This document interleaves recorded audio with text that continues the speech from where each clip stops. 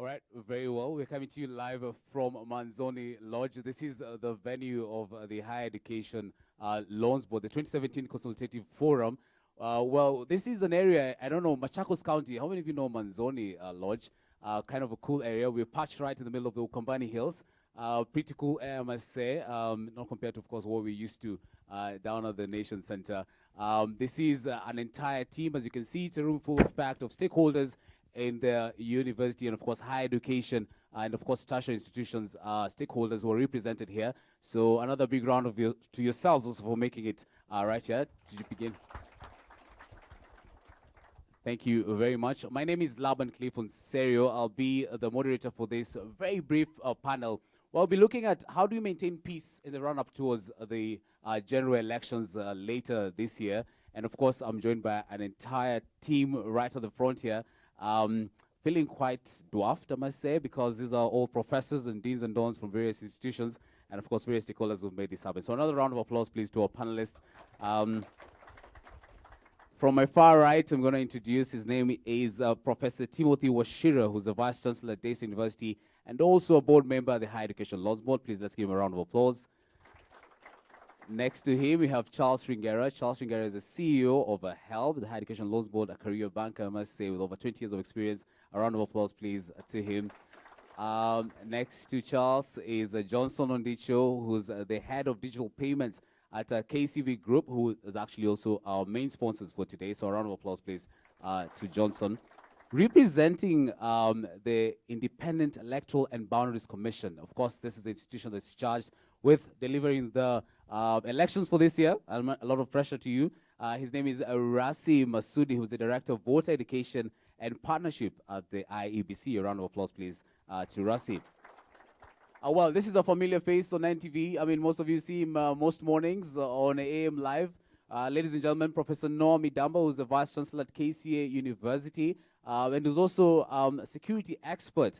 And I know we'll be hearing from him, just snippets of his presentation later on. So another round of applause to Professor Midamba. Next to Professor Midamba, we're also joined by our academic registrar from Karatina University. Ladies and gentlemen, please give a round of applause to Dr. Wangare Gatuthi. Thank you so much for joining us. And next to Dr. Wangare, I'm going to be joined by Professor Christopher Gore, who's the Dean of Students at Jaramogi Oginga Odinga University. A round of applause, please, to him. Thank you. And, of course, the audience, and to you who's following us online and streaming this, or, of course, watching this live on NTV or streaming this online, the hashtag is HELB Uniforum.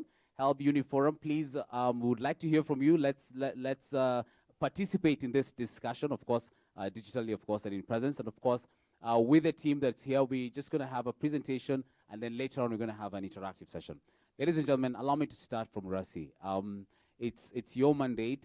First of all, how many days are we to the general elections? I'm sorry, I'm a journalist, but I'm asking you a question. Sorry. 83 days. So countdown. 83 days to go to the general elections. We just want to know from IBC, what are some of the kind of sensitization areas? And I'm looking at here, we have also student leaders, we have representatives of stakeholders from various universities. How are we engaging them, to maintain peace in the run-up towards the elections? Thank you very much. I think I'll mention here that as the election management body, we are trying very much to ensure that there's a peaceful election come August the 8th. And what we are doing first and foremost is to ensure that we are improving the management of the elections, and we are doing this through improving the technology, improving the electoral rolls, that is the reforms, and also the election processes. We are also engaging stakeholders, and we're going through a whole lot of stakeholders, starting first and foremost with the political parties, the civil society organization, state actors, and institutions of higher learning, where the majority of the youth are. The youth for us are very, very critical players in the election. They have a critical role, so we are engaging the university students, the college students, at the national level, where we are right now, but also at the county, constituency, and also at the ward levels, so that all these levels where youth are represented, we are engaging, we are doing voter education for them, and also getting ideas that we can actually use to ensure that we are having a peaceful environment. Yeah. Professor Ndama, you're an expert in these fields. Is what IBC doing enough there can never be enough. Barack Obama said recently that we are all moving toward a perfect union. There is no alternative. But to get to that perfect union is going to require every single person, every one of us, to transform to create what's called perfect union. IEBC is on the right course. We have to believe them. We have to work with them, and we have to make them better. Charles, allow me to just start from before I go to Professor Washira. Why is it so important to help? Because I'm looking at kind of by the way, you actually share a building, you know. Help and, you know, IBC is all on the anniversary towers right at the city center. Why is this so important to you? And why would you be concerned about, you know, peace and tranquility in the institutions of higher learning from your side? Thank you, Laban. It's interesting that you say we share a building. And I'll start with a statement recently. The former chairman of IBC met me at the basement of Anniversary Towers, and he told me he want to move out of Anniversary Towers because of the student unrest.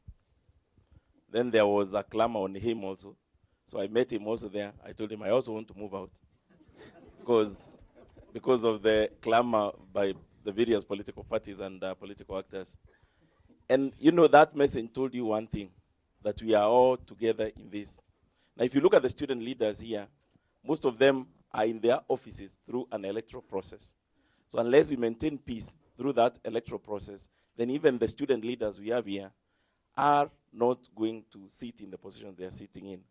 And what we have seen, the throughput from university student leadership comes through to parliament and leaders in this country.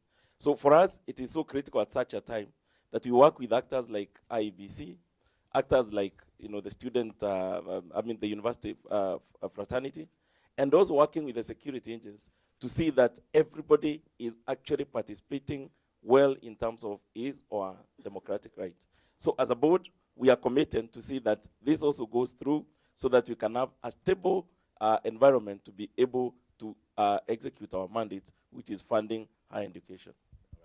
I want to go to the institutions just now. Prof, just hold the mic. I'm coming to you. How many student leaders do we have in the house today? Let me see by show of hands. I just saw a few. Wow. Why did you all go right to the back? And you're very quiet today. But when you go to Anniversary Towers, most of you are never quiet at times when your loan hasn't been disbursed. Johnson, you're not too far off. Allow me just to maybe by age perhaps. Perhaps in your uni days, and I'm just looking at kind of the youth and all with all this upheaval, with all this kind of why is there so much focus? Because we are the guys, perhaps, who are always called upon or fingers are pointed at us for not maintaining peace, maybe because our loans are not being disbursed or our man was not elected. Thank you very much, Cliff. I'm very excited to be here looking at the age. Sorry, I'm the youngest, and probably be able to connect more to this. As they say, a nation depends on youth to progress. So for a nation to progress, there must be peace prevailing among the youths. Very important. Because we are the conduit and the fuel that sparks is used to cause this violence. Those days, when we were in campus, the excitement around the political arena, I don't know why, they came and used us. It's very important we start thinking through the next country, the next organization. I want to talk about corporate as a bank. We are an enabler of progress. And for us to be able to enable a country to progress, we must lavish in a peaceful environment. And for us as a bank, starting from the top, my CEO, the group chairman, my CEO, the message this year is very clear. We must support all the peace initiative by becoming that peace agent from within and outside in our communities. Thanks, Johnson. I think as head of digital bank, I'm going to come back to you because I think you also give a voice from the private sector. Allow me now to move to the academia, yeah? And Professor Washira, you begin. You represent a university in, of course, Daystar. Wait a minute, again, not too far from here, the Athi River campus. Just look at kind of the other processes. How do you assist? Because I think as IABC, they mentioned about going to the wards. They might not be able to reach everyone. But from your side, with the influence that you have and with the number of students you oversee, I don't know how else can you be able to assist IABC in partnering to support peace initiatives? We are committed to assisting IABC because this is our country. And it is a country that will be there beyond 8th of August. It's a country where we will need to live in and to live in peace. We do recognize that students and professors in the universities are highly recognized in the country. And therefore they have a voice that can be listened to within their communities where they come from. And our students, we have more than 5,000 students at Daystar, and they come from every part of this country. And therefore we are a voice that communicates to our own communities. And at Daystar we are committed that between now and 8th of August, we shall be holding group discussions on matters of reconciliation. And so that will be transmitted to the communities. Professor Gore, how is it in Jammu? Yeah, thank you. For me, first of all, I would like to start by saying how many deans of students are here. So that group that have actually raised their hands are the mothers and fathers of these student leaders we are talking about. But first of all, it is important to take notice of the fact that at each of the universities, we have elections regularly. And therefore, the student leaders who are here, actually, they are mirror images of what is happening at the national level. But our work as the deans of students is actually to nurture and show them that this particular country is theirs and ours as a whole. So therefore, through their electioneering processes, we actually get them through training programs where we talk about leadership and management of student affairs. And actually, to be fair, although the competition is very stiff, but at the end of the day, they mirror what the majority of the students have elected. So therefore, through this process of electioneering and the training, and also in some particular cases, we also have peace builders through students, where they reach out to each other during electioneering period, and also inculcate the sense of responsibility, so that those who are elected or not elected, they agree at the end about the winners. Thank you. Professor Gore, I'm not putting you on the spot, but I covered the Kisumu primaries just the other day. This was in Kisumu County. Your university is kind of in close proximity to this. I'm just looking at, does it scare you maybe at times that perhaps some of your students can even trickle into the streets, especially in such, high political temperatures, Susan? Well, just as I indicated, the students are you and me in terms of where they come from. So therefore, what happens probably at the public level, they also have a feeling just like other human beings.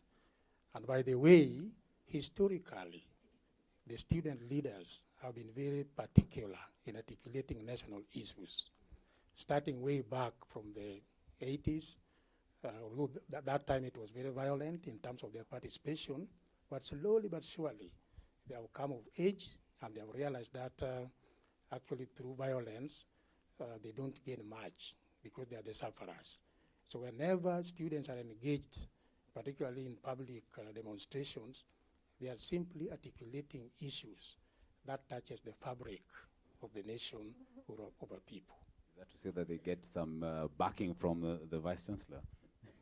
We'll come back to that. We'll come back to that. Allow me now to move to Dr. Gathuthi, and I think you will speak, on behalf of the Dean of the Dons of students who are here. Let's again, by a show of hands, I think there are very many of you. Let's look at, because you're directly in touch with the students. First, let's talk about the issues. And I think once you address the issues, when now you can be able to also sensitize them on peace initiatives. Okay, thank you very much.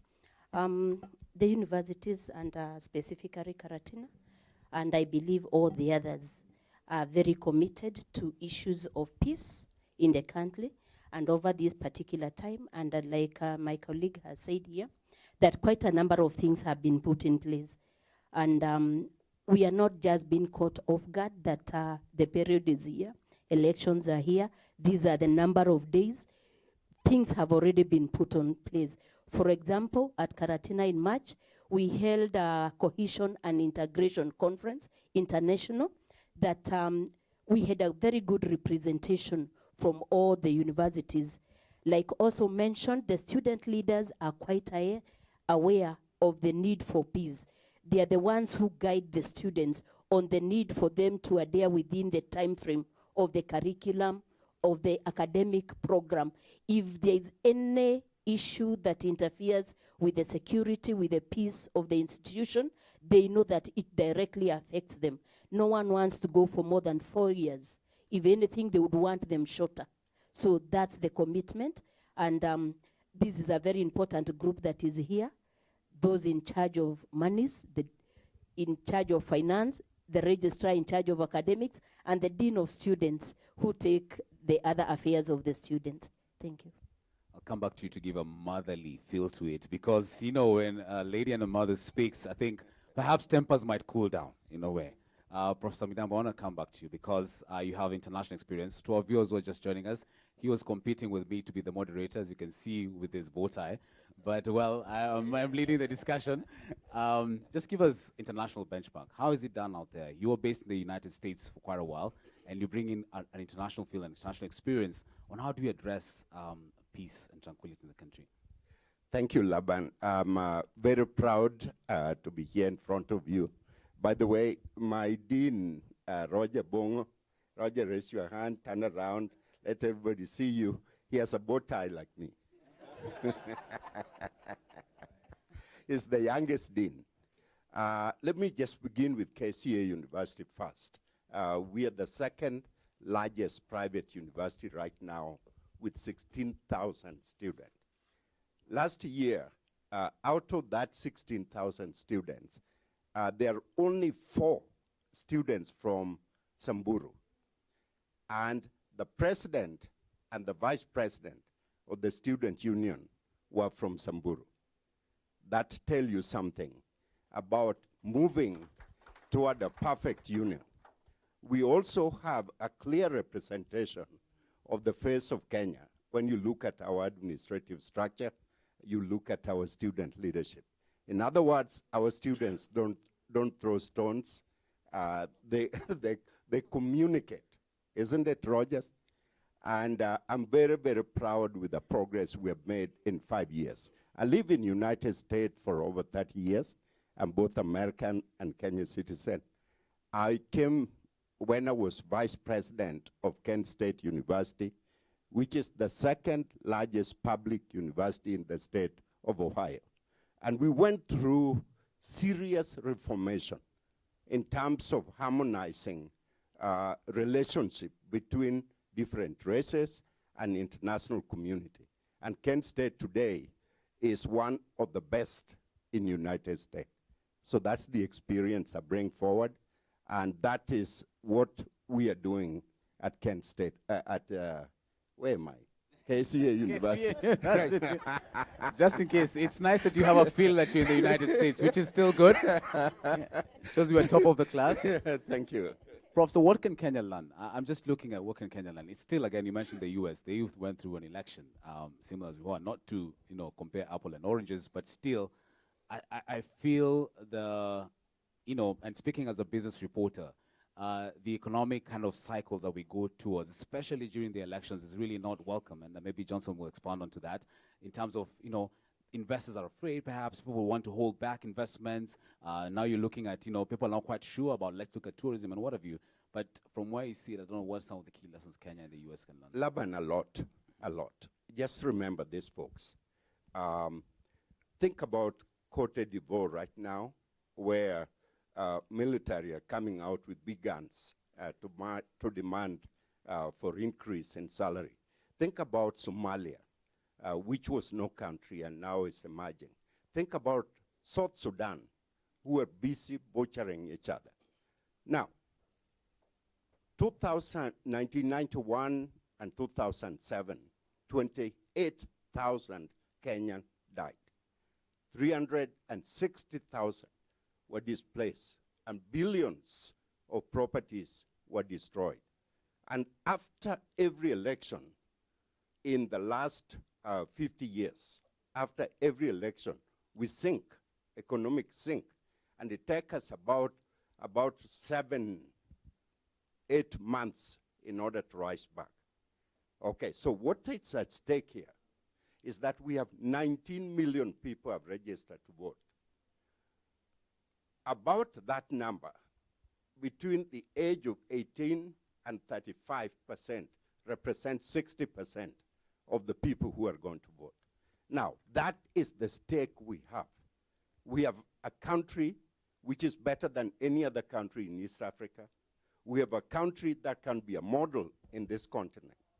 And hooligans and self-seekers are busy destroying it.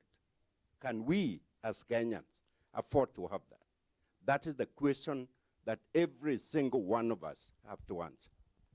Thank you very much, Prof. And coming back to IBC, in terms of just ensuring that, are there areas perhaps you've marked up as kind of, well, I want to use was a hotspot, but very loosely here, not to mean that there actually violence taking place, but areas that you need to actually ensure that you mitigate or you reach out to as soon as possible in indication?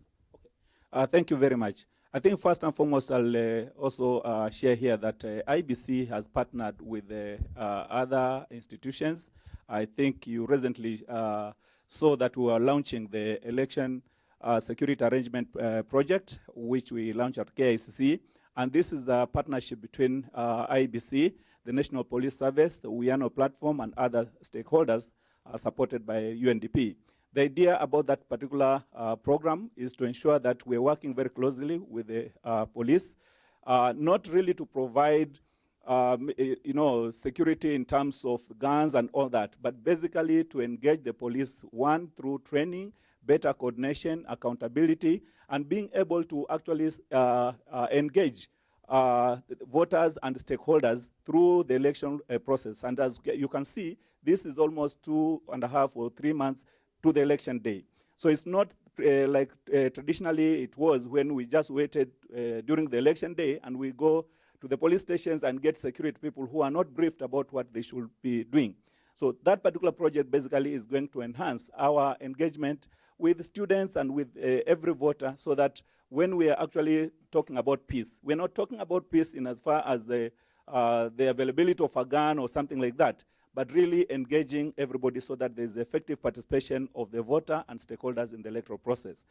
I think it's also important that to note that IBC is doing all it can to ensure that we are running an election that is free, fair, and credible, but it requires the participation, as the professor said, the participation of each stakeholder, including the voter. If you look at right now, we are going through the verification process, that is the verification of the register of voters.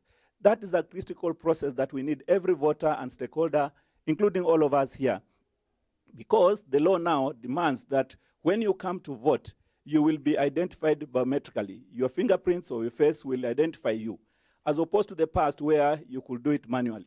So it's important that every one of us, therefore, verifies their details in the register so that there's no conflict, because some of the challenges we get during the election day is that conflict brought about by, somebody thought that he was in the register, but is not there. So what we are emphasizing here is that the effective participation of every voter and stakeholder, we work together right now all the way to the election day. That is really, really critical, and we really want to appreciate the role of the universities and particularly the students.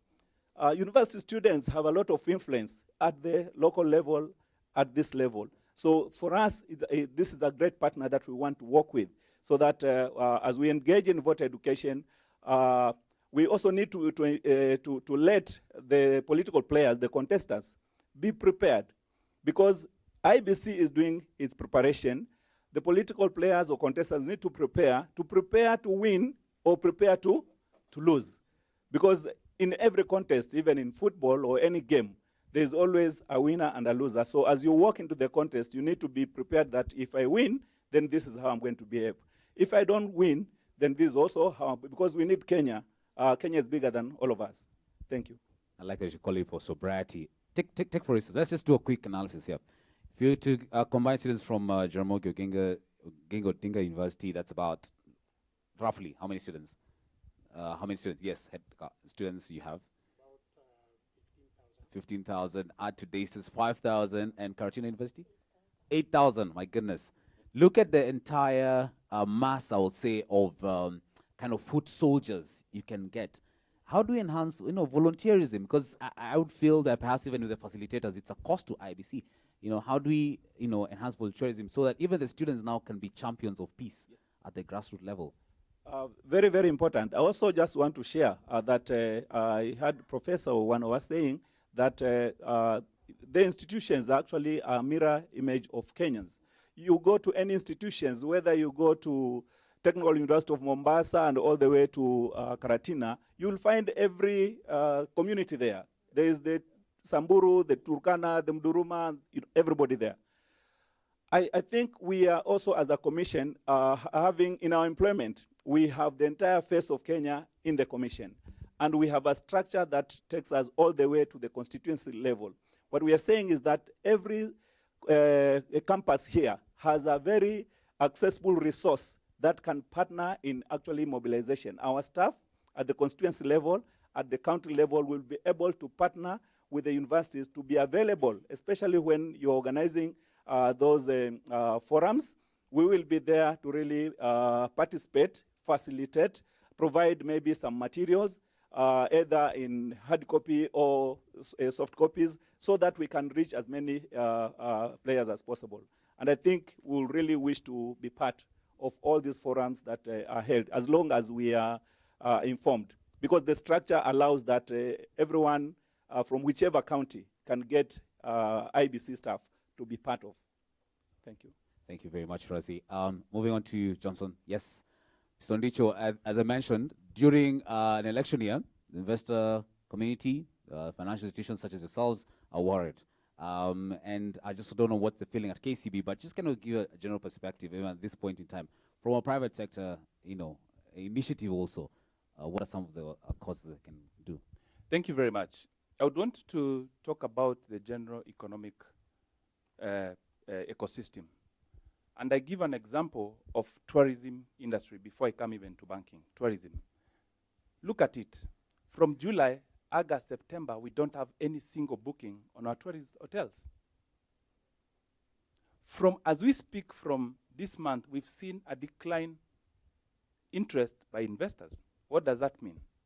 There is less inflow of FCY, foreign currencies coming into our country. What does that mean? It creates that imbalance of our currency. Then it makes the dollar start getting that strain and making our imports become expensive. What does that result to? Everything goes high. The prices goes high. What does it happen to the common mwananchi? The unga story starts coming in. It is what is happening in the election, what we've been able to portray. The unga song starts in. Can we start looking at what is happening economically? It does not affect us physically, but economically, it actually comes in and really hits hard. As a bank, we are going slow in terms of lending because businesses are not coming for money because they don't want, they are fearing expansion at this time. What does that mean again? There's less and less opportunities for our people. That's what happens. Nobody is employing at this time. Nobody is expanding. So it means there is less in terms of economic empowerment. And that's what exactly is happening at the economy. Charles, I have attended your roadshows, one being at the University of Birmingham in the UK. And of course, you're trying to make sure that you recover money that is out there. How much do you have out there in outstanding payments? Please don't tell me how much I owe you. But still, this economic story, this UNGA story, does it scare you that you might not be able to meet your targets for the year? Yes, I think I'll start with how much is old. Yeah, of course, being old, on which I will tell you from a bank perspective, that is the pride of any bank. When you create assets and people are using the assets for economic generation of resources, That's what they like. Even us, when you lend the students, currently the students are carrying about 20 billion. We are happy when they are carrying that kind of money. But more importantly is when they start now repaying, that money. About 23 billion is now out. It's supposed to be repaid. We have what you call difficult accounts. What you would say, they have gone past their life in terms of repayment, which is about 9.5 billion. And for sure, we have started feeling the heat of elections. As Johnson was saying, because of the economic environment, what tend to happen is that these retrenchments then start coming in. We are the first people who feel any indication of a rising cost, because you'll have to buy unga before you repay help. So for us to get a conversation where we are prioritized, it is in an economic situation where the economy is thriving, that you have bought your unga, that you have repaid your commercial loan, and then eventually you then think about help. We're starting a fresh conversation so that we can see whether we can occupy a better state in terms of having the student know that, yes, I'm where I am today, and I'm economically productive because of somebody who empowered my dreams. That you stood on the shoulders of our Education Loans Board to see the world. It is important to remember those shoulders as even you think about unga. I'm not saying you go hungry before you actually repay help, but it is important to see how do you share the split. Like, one presidential candidate in this country said, you don't have to fill yourself full. Leave some space for air and water. So as you take your meal, please leave some space also to repay your higher education loans board. Thank you. Thank you very much. Professor Washira, I don't know if you can weigh in on that, because you chair the recovery committee. So from a board perspective, what's the strategic feeling? I think what we are discussing as we talk about peace during elections, we are saying we are one community. We are one Kenya. And this is not a Kenya that is dependent on a period.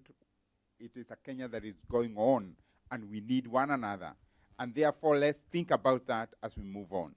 Then, as it comes to repayment of loan, is that when one is helped, we actually don't even check who it is. We check at the students in the country. We check at our people and the number that we need to help.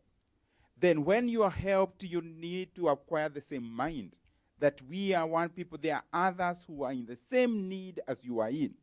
And your repayment, the repayment of your loan is not giving to the government. The government never takes a coin of the money that is returned. I think that is critical to get. It was the government who gave the money, but when you return it, it is never given back to the government. It is given back to your fellow needy student, and that to help them in the same way you are helped. So let's spread the message. We need one another. We are one community. All right, thank you very much. Please, ladies and gentlemen, a round of applause, please, to this exciting panelists. I'm going to come to you just now, but I want Samidawa to just kind of just react to this. What's standing out for you, even as you will continue with these deliberations? And then now I just want our ushers to please position themselves. We're going to come to you for the question and answer session just about now. One thing that is very clear for us to understand is what Sir Winston Churchill said at one point, is that democracy is the worst form of government, but is better than everything else that have been tried. The most important thing for us to remember on all this thing is each one of us, whether we are students, whether we are workers, is how do we understand what's going on? How are we involved? And how do we take ownership? Because there is no two Kenyans. And they're not all these tribes you are talking about. The closest I can get is that there are two tribes, those who have and those who don't have. People who live in Korogocho behave the same way. People who goes to the highest club in Nairobi behave the same way. It doesn't matter where they're coming from. So where are all this tribalism and all this kind of thing coming? This is a cheap way to divide the people for people who are thinking about self, but not thinking about the bigger picture. We must not let that happen to us. And borrowing money is an obligation. And I think my friends here said it very, very clearly. If you don't pay that money, either the bank is going to close or other people will never get the opportunity to have the same opportunity to have. And therefore, we have to be committed really to make this country better, grow our economy, become a better example. Those are the bigger picture that every one of us are going after. Thank you. From a motherly perspective, I don't want to say Dr. Gatuthi. Okay, thank you very much. Yeah, the only mother at the front here. We've been talking about gender balance and equity, well projected from a ministry point of view, but we have all to take responsibility and implement it. So I would have expected to have more company here, but I appreciate the minimal Can we that have has ladies been asking given. questions? Let me see the first lady to ask a question today. Yes. Yes, right on the back there. We'll make sure we have you well Most represented. affected are us, women, mothers, my sisters are the most affected. As you talk about hunger right now, those people who are suffering most are the women because of those children that they have around them in the house. As a registrar at the university, the concern currently is that admission is not based on bed space. We are relying on help that we have to give information so that they can be able to sponsor the students. And they are all sponsored differently. They come from very varied background. The resources are scarce. They would want to fund more, but very, very limited. So we know the strain that these people are going through, a lot of strain. And therefore, once we talk about peace, when peace is called for, we are the first to support it because we know that what it means to us. I mentioned that we would not want any disruption and of the future. And this peace or getting into the normal rhythm of our day-to-day activity begins with each one of us. Our students are quite aware about that. Our leaders with their very big influence, they just need to blow a whistle and you see everybody run around them. They have their way of communicating. When I want to pass any message to the 8,000 students, I just need to identify the chairman. Where are you? Tell this to the students. In the next 5 minutes, the message is well communicated. So these people here are very, very important. And apart from that, they come from every part of the country, every part of the country. And I want to believe in every part of the country, those who have gone to the university are identified by a neighbor. We may say that so many people today have gone to the university, but the current ones who are there, they are known. And so many people look up to them. They admire them. And therefore, they have a great responsibility. And we keep on reminding them about this. Thank you. Thank you very much. And yes, the first question, of course, will be taken by... Yeah, you want to clap to your mother? Thank you. We'll have that question. Of course, I see there's a lady right at the back. We're coming to you just now. There's a quick clarification from the IBC. I just want Razi to just quickly respond to the issue of hotspots just now. Okay, thank you very much. I think I just needed to clarify that, yes, as we are preparing for the elections, we have worked with the other development partners, specifically IDEA, where we're running a partnership project to really do an election risk management mapping of the country. And using a tool, we have actually categorized the country in areas where we feel there's more risk to election violence than in other areas. And we also want to mention here that election violence sometimes is triggered by something totally different from the election. It is not maybe sometimes about the result of an election. It is areas where sometimes there has been other causes of, problems between other communities. So based on that, if that is not resolved, when it comes to election day, all of a sudden that becomes a reason or an excuse for the violence. So we have mapped this, and as I said, with the ESAP project, we're working with the security and also the stakeholders. What we are doing is that now we are engaging more in those areas with the leaders there, the opinion leaders, the security officers in those areas, so that we actually identify and deal with the challenges that we have in those areas to ensure that during the election day, then the challenges that were there do not become, a reason for violence. So yes, we have done some mapping, and we are working to ensure that in those areas we are taking more initiative to ensure that there is peace. Yeah. Thank you very much, Razi. Please, ladies and gentlemen, please clap for my panelists one more time. Just if you're joining us right now on this live broadcast, we're coming to you live from Manzoni Lodge, which is the 2017 Higher Education Loans Board Consultative Forum. The hashtag for this discussion is HELB Uni Forum. I see most of us who are really tweeting. Andy Mutua says the relationship between economy and the loan repayment is very minimal. Borrowing HELB loan is obligation, so it's mandatory to pay.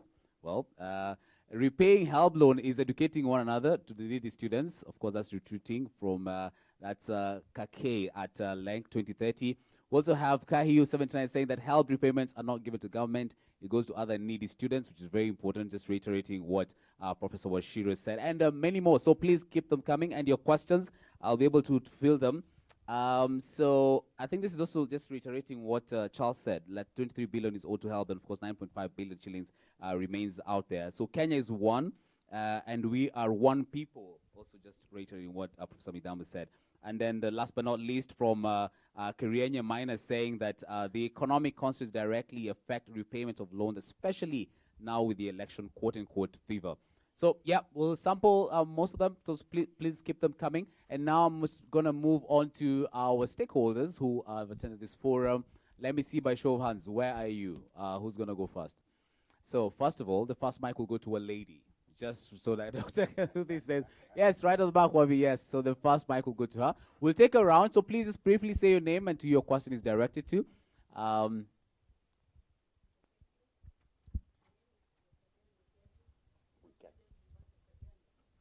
sure we get you, but you can still just try to be a bit louder, then I can try and...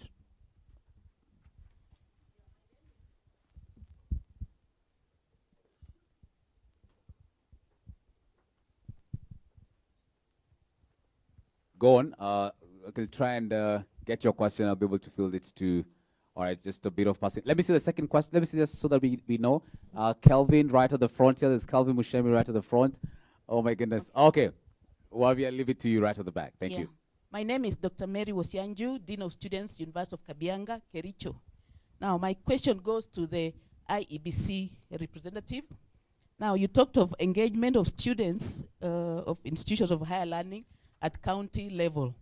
Now, us in Kericho, we have had our own programs like having the Cultural Week. We had a peace walk. And universities like University of Kabianga, we have Mount Kenya, we have Kenyatta University. But we have not felt the engagement of IEBC. So I would just like to know, how is your mode of selection for engagement, or what can we do to get that engagement from the IEBC? Thank you very much. Moving on swiftly, there's a mic right at the front. There's a request from a student union leader. Yes, we need a representative from students, definitely.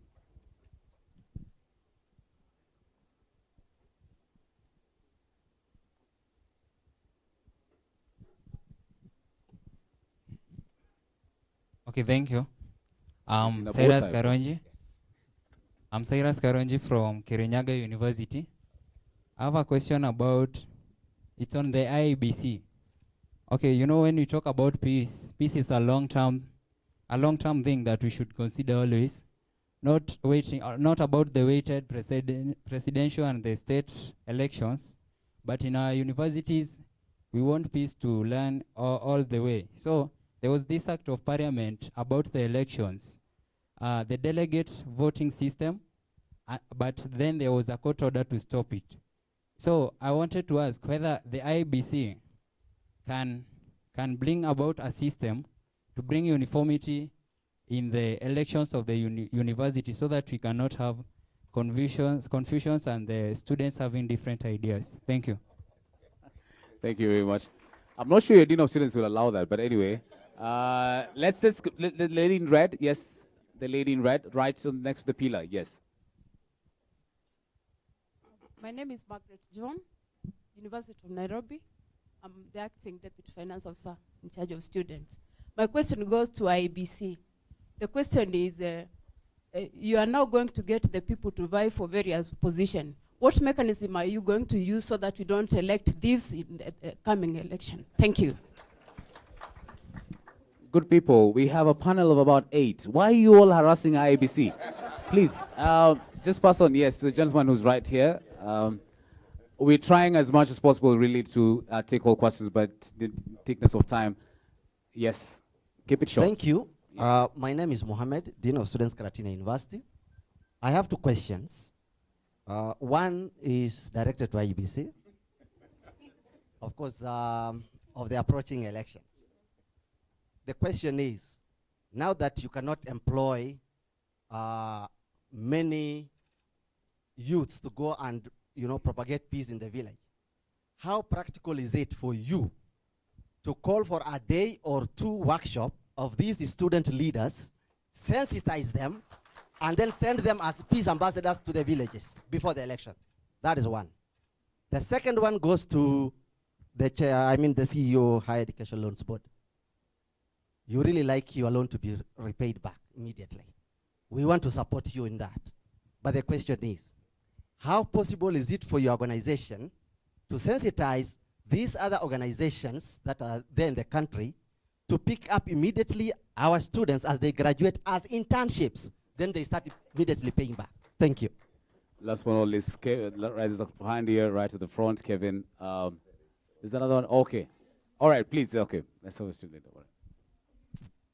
Okay, thank you so much. I'm Brian from Kirinyaga University, and I want to start by saying that Kirinyaga University, we are united for peace during the electoral period. A round of applause for that. That's great. So my question goes specifically to Professor Timothy, or to the CEO for help, and I want to ask, what are you doing to ensure that the first-time applicants, that is, they get their loans immediately or at their appropriate time? Because you come to find that many first years, the people who join, they usually don't get their loans at appropriate time. And still, even right now, there are those who joined in 2016, 2017 year, and up to now, they have not gotten their help, especially the tuition fee for 4,000. Thank you. Thank you very much. Last but not least, right at the front, Wabi, I'll leave it up to you to decide who's going to be the last one to just ask the question, all right? And then we'll just pass it on to you, and then you just quickly respond to that as we give our closing remark as we enter this. Okay, good morning.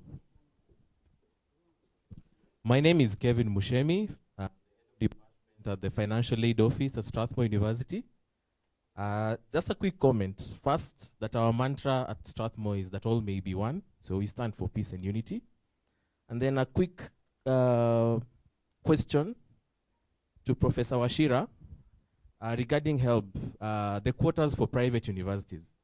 You would agree with me that education at private universities is quite costly.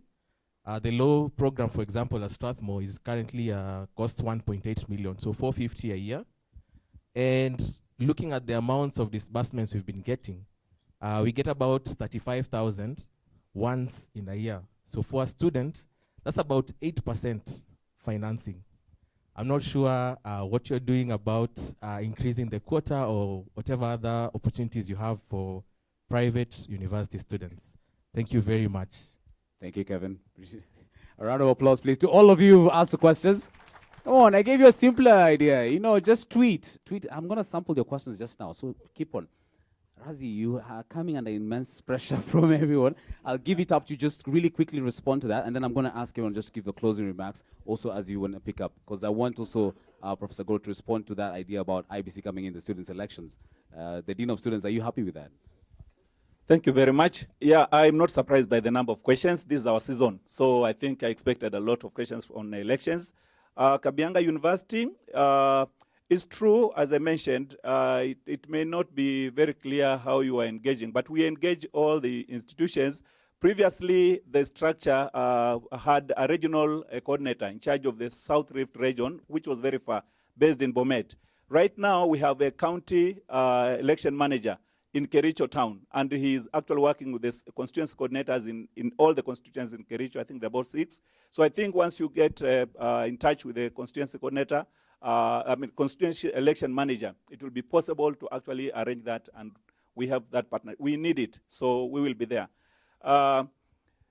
The Act of Parliament, in order to bring delegates voting system, I guess maybe the parliamentary system, I think that now is the domain of our parliamentarians. They make the laws. IBC conducts elections based on the law.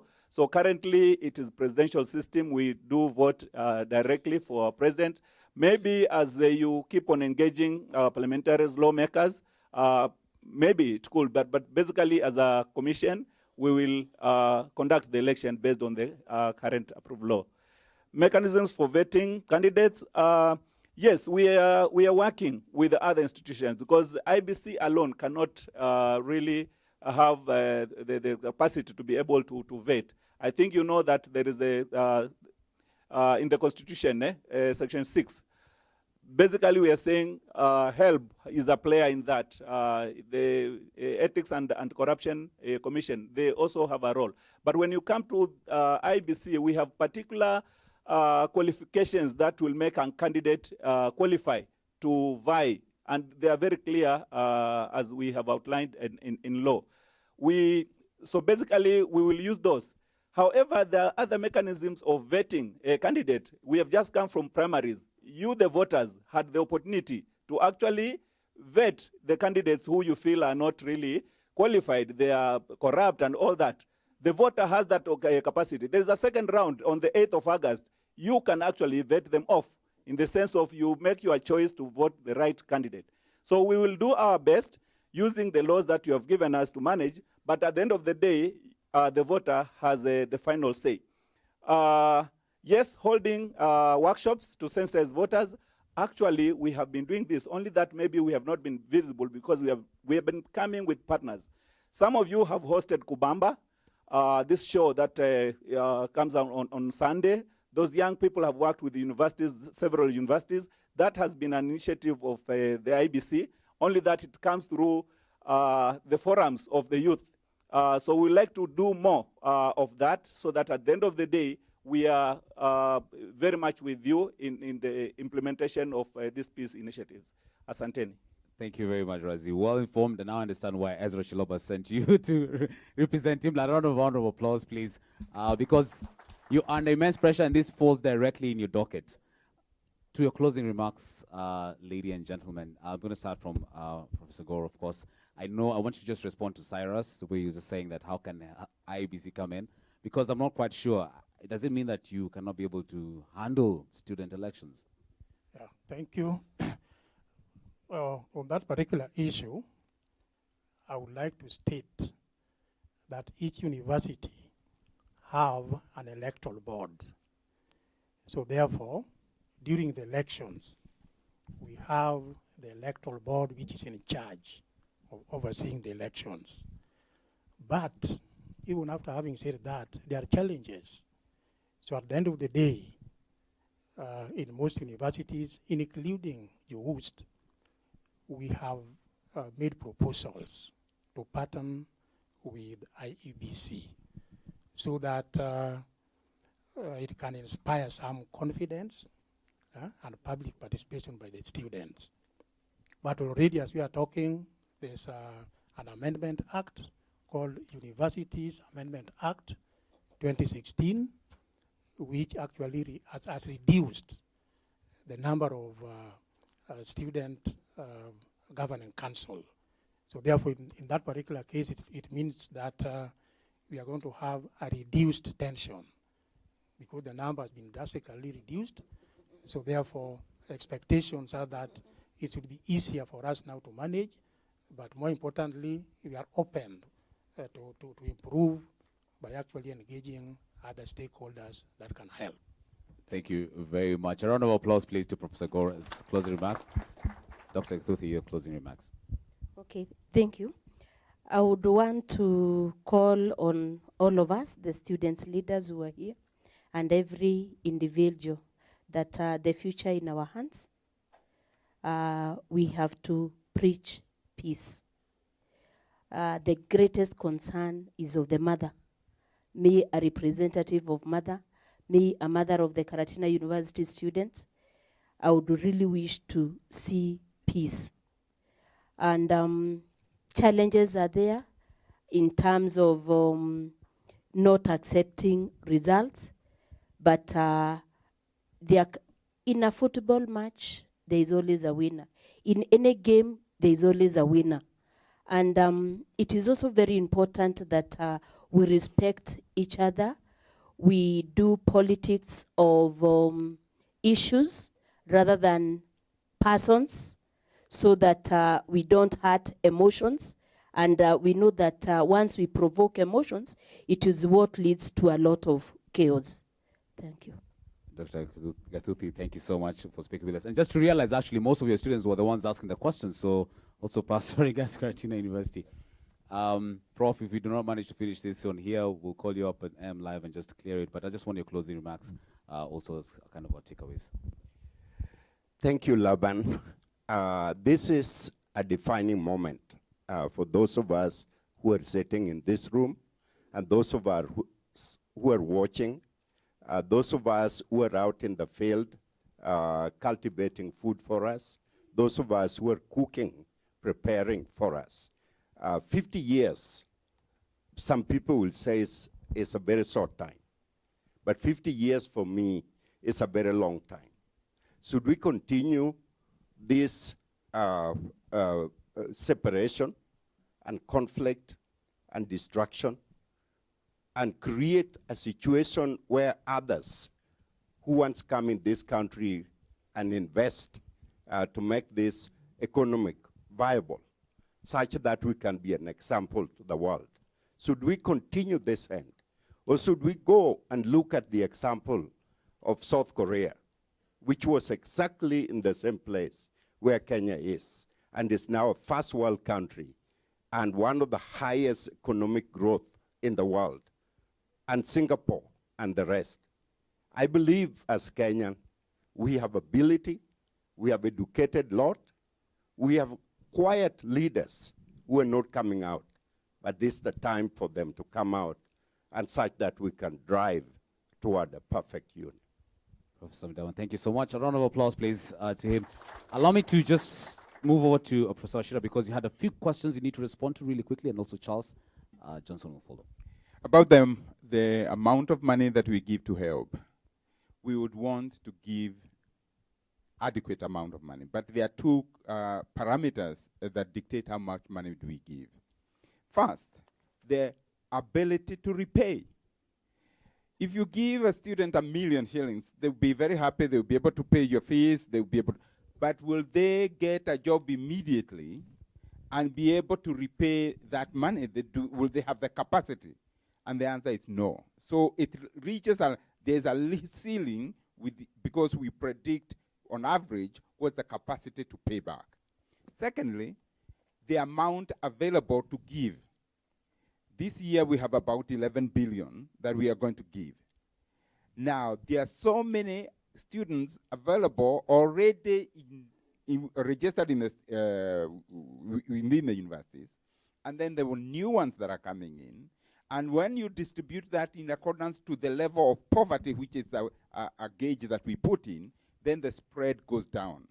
And that means those who are applying to come for law at Strathmore are not within our radar.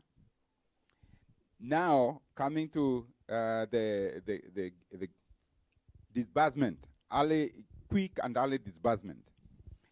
We actually don't keep money at HELB. We receive money from you who had received money before, and quickly we disburse. And we receive money from the government. So dependent on when and how we receive that money, that's what determines how quickly we disburse. Sometimes it is the constraints within the exchequer, and then the amount of money that we are receiving. It is our longing and our desire to quickly disburse any amount. And sometimes we have to do it in stages because we don't have the money available there. Because every coin that we receive, we give it out. Thank you. Just quickly, also just as a closing remark, because I know you'll give a very strategic kind of a comment from the Higher Education Laws Board. Should we also expect similar forums? Because for you to gather, I mean, the entire hall is full. You know, yes. How can you also partner with IBC to ensure that such forums also are created, so we can have more of this? More of the sessions like this one. First of all, we would want to applaud IBC for even coming along here and even this kind of communication. But what I like most is the openness to go to universities. And I think here I would want to encourage all the deans that are here, the student deans. Please, let's invite IBC to our universities. Let those forums be at our universities. Because even if we bring the student leaders together, they will now need to go and start putting their student leaders together. Would rather that the IBC comes to our respective universities so that we speak to more of the students in our universities. Thank you very much. Professor Shira, thank you so much. A round of applause, please, to Prof. Charles, you also had a few questions you need to respond to, and then I'll beg for your closing remarks. Thank you. I didn't have actually a few. I had only one question because my chairman has taken up one of the questions. But I'll just start with the closing remarks. I was, until very late last night, I was with the CEO of IEBC. And that's the time we connected with the director for voter education. And he was very committed to be here until, of course, he was summoned in a board meeting which started today at 7. And he's still saying you will look for an opportunity to see how we can be able to come together. So you have an IBC which is ready to talk to people and be able to educate them. And you have people who are ready to listen to what IBC needs to talk to say about maintaining peace and what we need to do in terms of voter verification and all that. But then the question has been, how do we bring them together? I hope out of this, Higher Education Loans Board has just demonstrated how that can be done, and we are excited to do it this morning.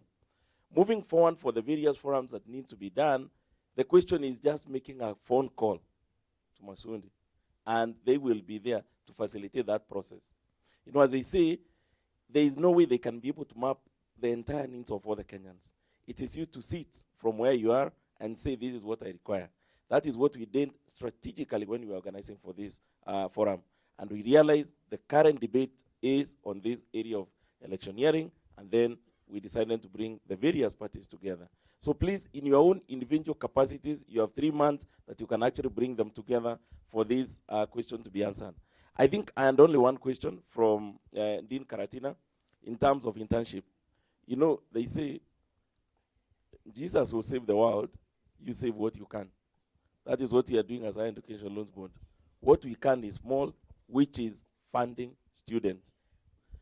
If we try to do job placement, it will be very difficult for us. It will be outside our mandate. We understand what is happening. We have our own ministry called Ministry of Labor. We have the NITA. And all these are concerned with the student placement after graduation. And by the way, Higher Education Loans Board is also part of the apprenticeship program started by government. So year on year, currently we have actually 30 apprentices who are running with the various issues in terms of educating our product. But they will be there only for 3 months or something like that to be able to sell our product. And that way we are helping the government in terms of that placement. We currently have 600,000 students in the universities. It is not practically possible for Higher Education Loans Board to start looking for placement for those 600,000. We can only participate in the small way that we can. And if we started doing that placement of those university students, what will happen is that funding will then have to be taken to somebody else. So that is why you have SAGAs and MDAs of government doing specific mandates that they are supposed to do. So for us, it's funding students at higher level of learning, and that is exactly what we passionately do. There was an issue that Professor Timothy Washira has touched on in terms of timely disbursement. And that is why this session is here. So later on, there are 2 critical people who will be making presentations. One is the Chief Operating Officer, and the other one is his Chief Finance Officer. That question fits directly there in terms of the plans we are doing to see that we have timely disbursement. But as Professor Washira says, help does not get money from any trees. It is the trees of Kenyans. And those Kenyans must pay taxes. When they pay taxes, it goes to KRA. KRA gives Treasury. Treasury then gives help in what is called a capitated manner. Capitation means they will give you over a 12-month period. So every end of maybe September, they will give you. So even if as much as I wanted to give in July, chances are that will be limited because government will not have given any capitation. And even for you, when your loan, when your loan actually mature, we don't expect you to pay the 200,000 we gave you once. You pay it with small quantums of 4,000. And every day now you're having conversations on, I can't afford 4,000 because my salary is 10,000. What else can I pay? When you say that, you're actually denying another kid to get money right on time. Thank you. Thank you very much. Mr. Ondicho, your closing remarks. Thank you very much. On my closing remarks, unfortunately, as in the private sector, that's the corporate world, as KCB to mention, we do not have, we are non-partisan when it comes to elections. But that does not mean we don't have a responsibility. We will stand against any form of prejudice, discrimination, and will be the change agent towards our society. It takes so many years to build organizations and even a country. For example, KCB has been in existence for 116 years, but it can take a day to bring it down, just a day. We are just stewards for your future. We are just holding. I can imagine the people who are there, for example, what could have happened if they could have brought down KCB today. If tomorrow you bring down our organizations, what will happen immediately you finish school? It is very important to protect what we've taken time, we've toiled for it, for us and for our children. Thank you very much. All right, thank you very much. And last but not least, Razi, just very briefly, just because I know we are closing in just under about a minute, I think, from now. Once a voter educator, forever one. Very, very simple. There are so many challenges that come during the election day, but one of the biggest challenges, a disappointment to a voter, is to go there and you find that your name is not there. It is one of the causes of conflicts during the election day, and that is what actually gives rise to violence and things like that. One of the key strategies to avoid that is to verify your details in the register of voters. I'm calling upon Kenyans to turn out. We have 30 days from last Thursday to do the verification of your details in the register. You go there, it is a 2-minute exercise within your ward. Visit any polling station that you actually identified to vote, or any other within the ward. You go there, we have our KIMS kits. You will just put your fingers, your name will pop up, and you will verify your photo, your ID, your polling station, and your full names, so that during the election day, there is no problem. It is not mandatory by law for you to go, but I can tell you, like the farmers, when it is raining, it's not mandatory for you to go and plant, but you know the consequences of not planting.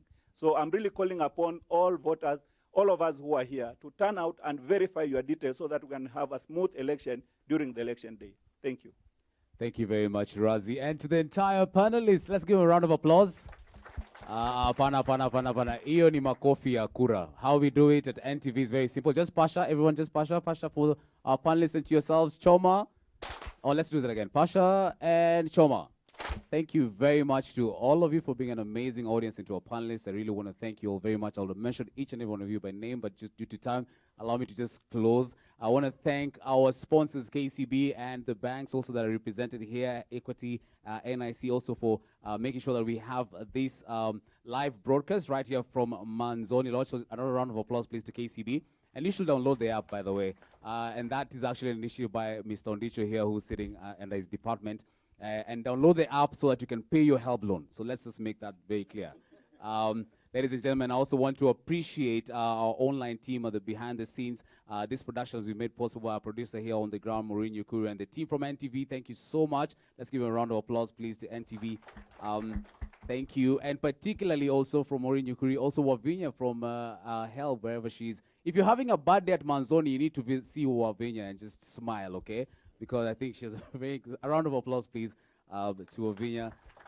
Last but not least, to each and every one of you stakeholders, thank you again for your participation and all your remarks. I saw your tweets. I'm sorry we could not sample all of them. My name is Laban Clifford Seri. We'll be coming to you live from Manzoni Lodge. This is a 3-day conference. You cannot really cover everything in 1 hour, but be sure we'll keep you updated with all happenings right here at Manzoni Lodge for the 2017 Higher Education Laws Board Stakeholders Forum.